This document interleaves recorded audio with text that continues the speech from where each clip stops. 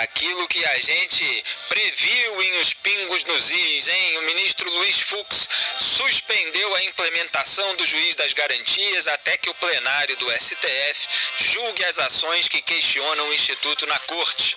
Na prática, portanto, não há mais prazo para que a figura desse magistrado passe a atuar no sistema de justiça do país.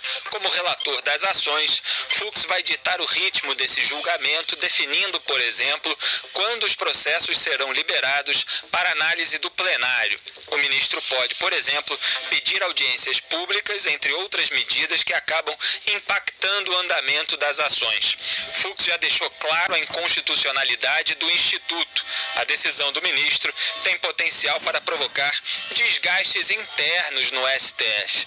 Fux derrubou uma liminar concedida na semana passada por Dias Toffoli, presidente da Corte, que prorrogou em 6 meses a estruturação do juiz das garantias, que pela lei aprovada pelo Congresso e sancionada pelo presidente Jair Bolsonaro, passaria a valer a partir desta quinta-feira.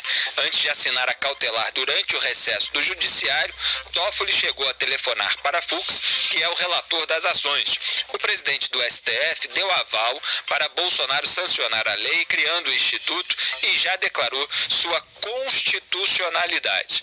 Então, vamos lembrar, aqui nós ressaltamos o quadro de insegurança jurídica vigente no Brasil. Dias Toffoli está lá no seu plantão, solta uma liminar, depois vem o vice-presidente da Corte, solta outra. Essa era uma possibilidade apontada aqui. Eu frisei várias vezes, inclusive, que o Marco Aurélio Mello, que é outro ministro do Supremo Tribunal Federal, havia dito em entrevista que essa decisão deveria caber ao plenário do STF, que nenhum ministro da Corte deveria decidir numa canetada, numa decisão monocrática, como aliás o próprio Marco Aurélio Mello decidiu soltar, abrir as portas da cadeia, né, no final, foi do ano passado ou de 2018, nem me lembro mais, foi do ano passado, agora 2019.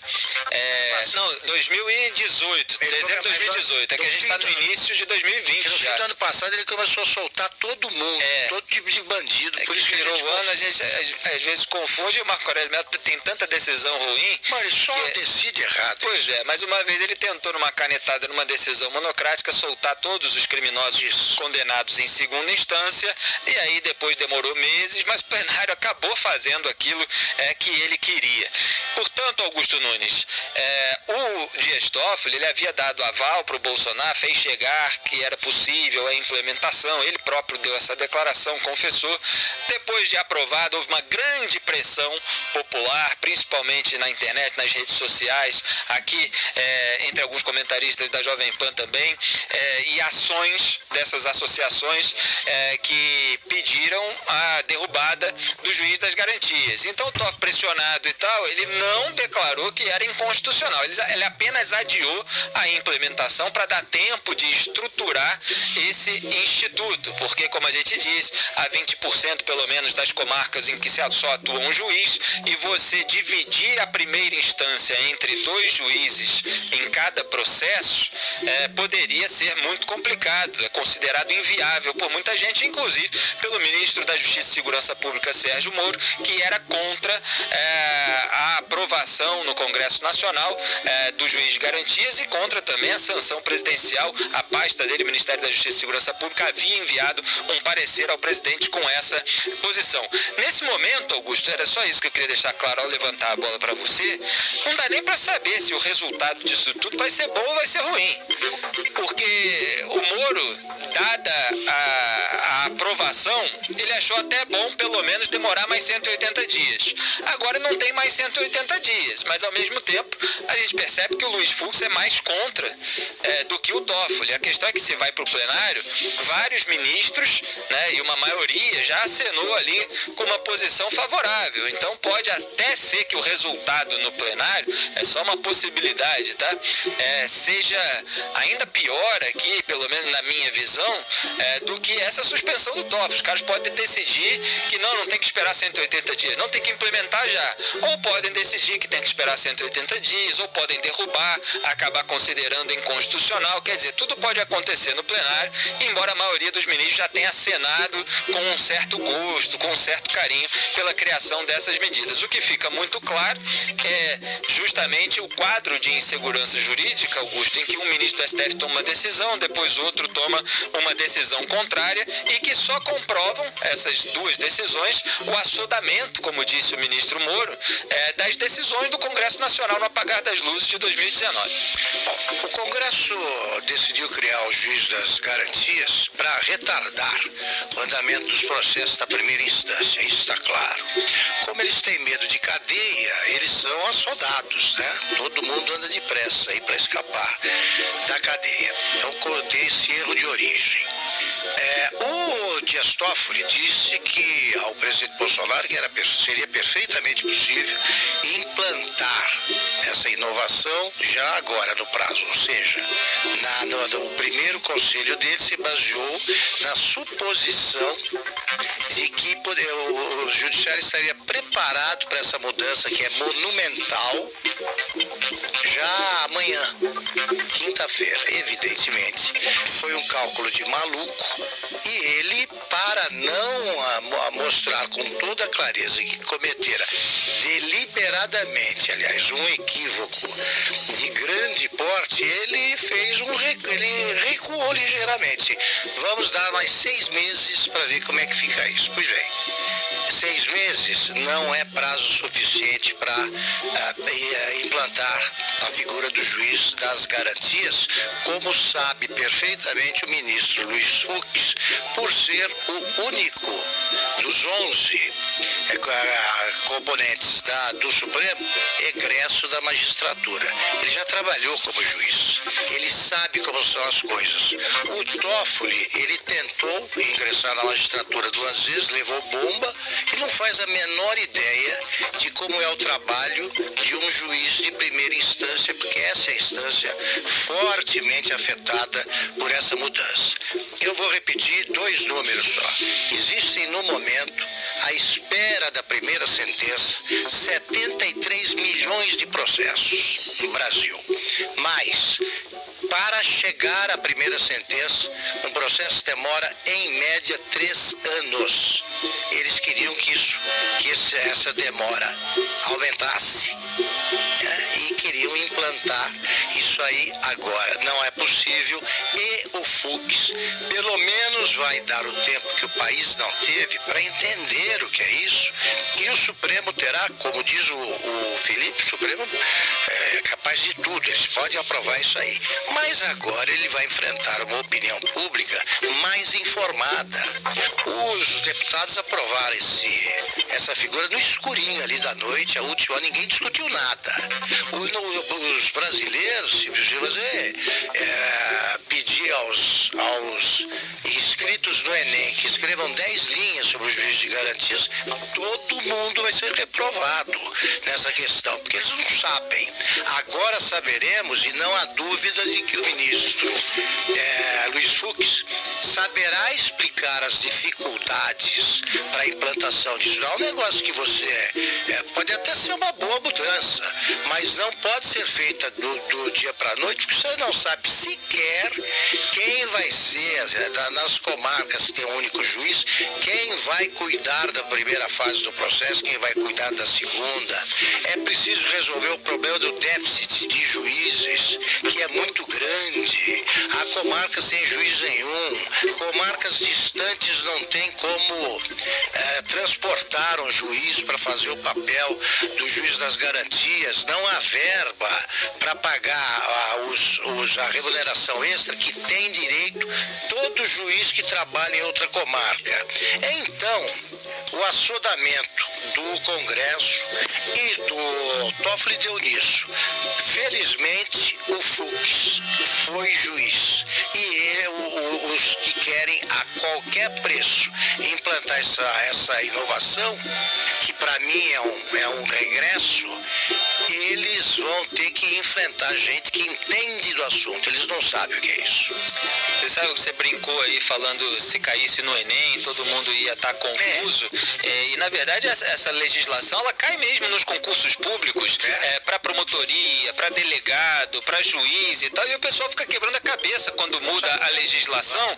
E os próprios ministros do STF ainda não se entenderam a respeito daquilo que foi aprovado no Congresso Nacional e sancionado pelo presidente Jair Bolsonaro. Sendo que até agora se discute, por exemplo, o Sérgio Moro apontou nessa semana aquilo que o procurador Hélio Telho já vinha apontando desde o começo nas redes sociais, que houve até, na hora de legislar ali, uma remissão ao número errado de uma lei. Quer dizer, o assodamento era tanto que eles até na hora de copiar, colar, fizeram isso errado, e aí a lei não fica do jeito que eles estavam querendo que ficasse. Então tudo isso precisa ser corrigido, precisa ser revisto, precisa ser principalmente debatido pela sociedade, em vez de aprovado assim para tentar atrasar a justiça, para gerar impunidade. José Maria Trindade, a gente ainda vai abordar outros aspectos, porque as notícias ainda estão saindo. A decisão do Luiz Fux foi nessa última hora, mas eu quero ouvir suas impressões iniciais a respeito desse clima de insegurança jurídica.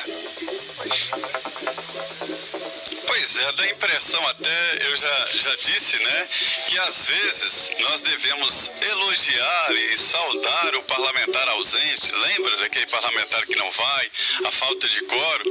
Isso pode ser até bom, porque quando aquele plenário enche, isso pode acontecer. Eles votam geralmente contra o cidadão e votam coisas desse tipo.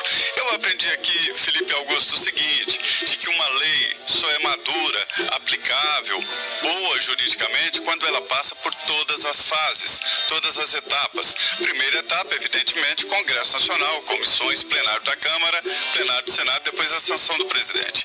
E aí é que vem a aplicabilidade da lei, que é o judiciário, né? Todas as fases. Um processo assim vai direto ao Supremo Tribunal Federal e a partir daí, a partir do entendimento dos juízes, né, é que se vai avaliar e aplicar aquela lei.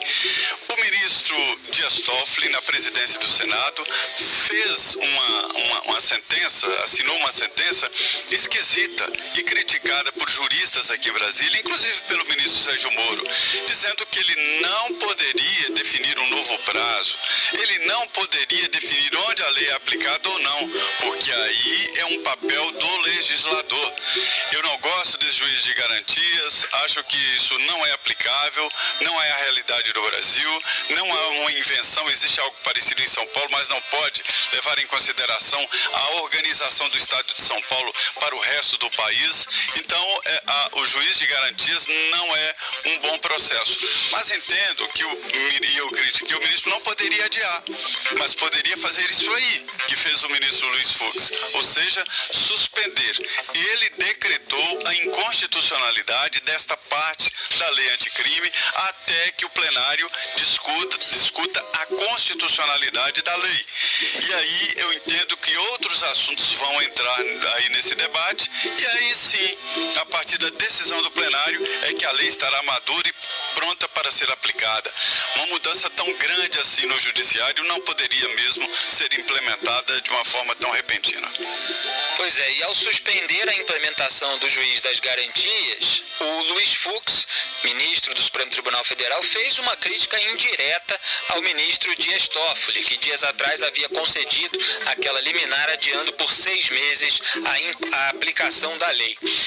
Segundo o ministro, o juiz precisa ter uma visão minimalista e sem inovar em argumentações que possam confundir legislador e julgador. Em sua decisão, o presidente do STF, Dias Toffoli, estabeleceu o alcance da lei, definindo, por exemplo, que ela não vale para tribunais superiores nem para casos de violência doméstica. Como a gente apontou aqui em Os Pingos nos Is, ele excluiu também a aplicação do juiz das garantias, por exemplo, para o caso de corrupção e lavagem de dinheiro ligados ao Caixa 2 eleitoral, que o próprio STF havia transferido para a Justiça Eleitoral.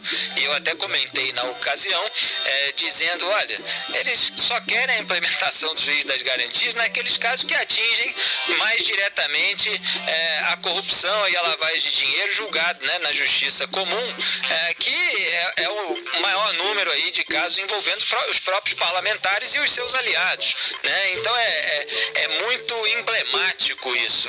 Não, vamos implementar os juízes de garantias porque isso é muito importante para o Poder Judiciário e tal, só que ele só implementa nos casos que mais interessam ali aos políticos e que são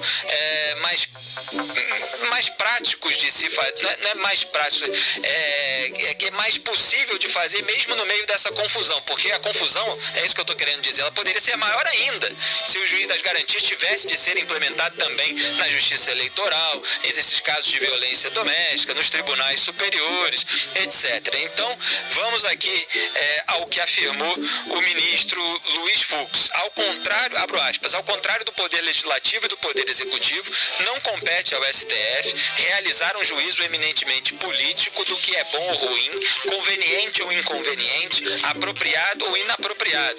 Ao revés, compete a este tribunal afirmar o que é constitucional ou inconstitucional, invariavelmente sob a perspectiva da Carta de 1988. Trata-se de olhar objetivo, cirúrgico e institucional, que requer do juiz minimalismo interpretativo, não se admitindo inovações argumentativas que possam confundir as figuras do legislador e do julgador. Fecho aspas.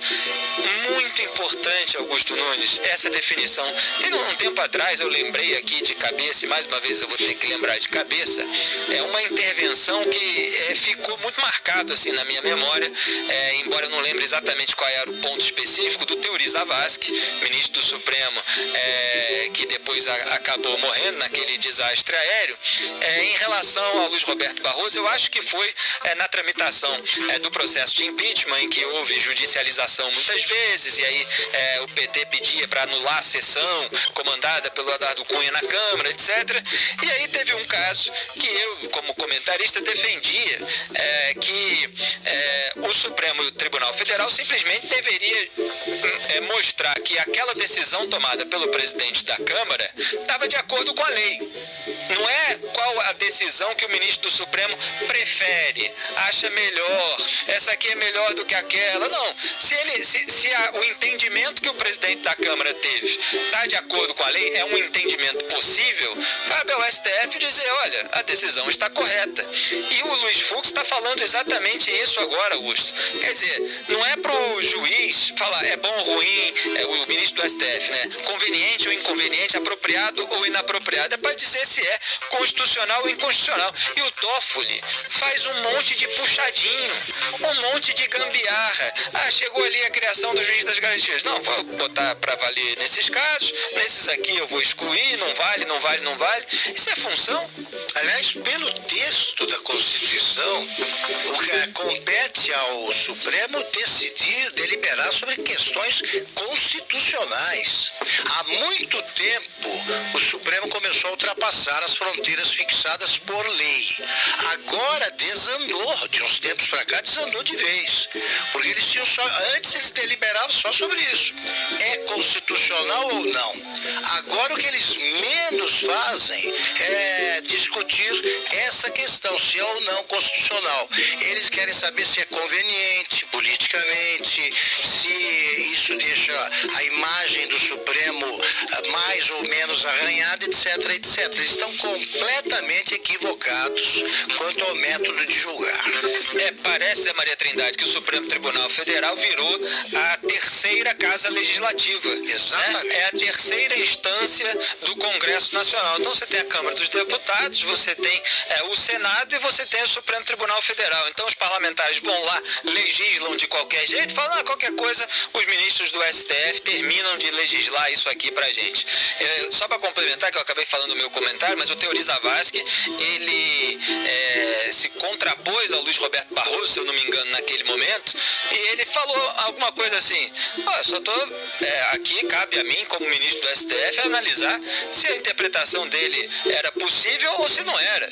Não é a minha preferência, o que eu gosto mais, o que eu gosto menos. Ele falou algo assim numa intervenção cirúrgica como essa do Luiz Fux. Diga aí, Zé Maria. Pois eu li recentemente um texto da juíza Oriana Pischi, que ela fala exatamente e faz comentários sobre essa situação. Segundo ela é uma avaliação, análise, cada vez mais, e é verdade, a sociedade vem criando uma expectativa, uma demanda muito grande com relação aos juízes para que eles sejam criativos, a justiça criativa, e indo além da letra morta da lei, né? E dando respostas, e até como você disse, aí, até possibilitando, consertando leis mal elaboradas e mal feitas pelo Congresso Nacional. Só que isso aí, sendo levado aí a um grau superior, pode mudar, inclusive, o que prega a origem do direito, que é a intenção, o espírito da lei, ou seja, o objetivo do legislador. Antes e depois de passar pela Câmara dos Deputados, esse assunto passa pela Comissão de Constituição e Justiça, que na verdade é o nome maior, que fala em redação, em juridicidade, né? Então é o quesito primeiro, para avaliar inclusive a redação, se está juridicamente perfeita, e passa esse tipo de erro na remissão de leis. Isso é uma barbeiragem, assim, muito grande. Os consultores legislativos devem estar envergonhados de deixar passar um texto assim. Mas voltando aqui à justiça criativa, esse é um grande debate na sociedade, até onde vai o juiz. Veja bem que nós estamos falando aqui do Supremo Tribunal Federal, estão nos ouvindo, estão acompanhando tanto o Supremo como essas nossas avaliações, juízes do Brasil inteiro. E eles repetem, né, e seguem o que é decidido pelo Supremo. Se o Supremo dá essas vaciladas, dá esses cavalos de pau, os juízes que seguem o Supremo ficam meio desnorteados, e aí eles começam a criar, fazer a sua justiça criativa ao seu modo. Veja que confusão isso pode dar e que confusão pode acontecer. Felipe, desde o início, nós estávamos falando aqui de que a decisão do ministro Dias Toffoli não tinha sido boa, porque ele adiou, aí muita gente, graças a Deus adiou. Não, mas ele adiou, mas manteve, reconheceu a constitucionalidade. Por outro lado, ele mudou o conceito da lei ao definir onde aplica, onde não aplica.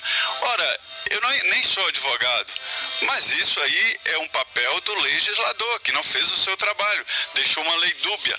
Eu conheço de elaboração de lei. Vou te dizer aqui, quando alguém percebe que vai perder no plenário uma determinada lei, ou seja, o conceito dele, o que ele defende, ou do grupo, do controle remoto dele, o que ele faz? Ele implanta supressão de palavras e implanta vírgulas para depois ir à justiça e derrubar a lei.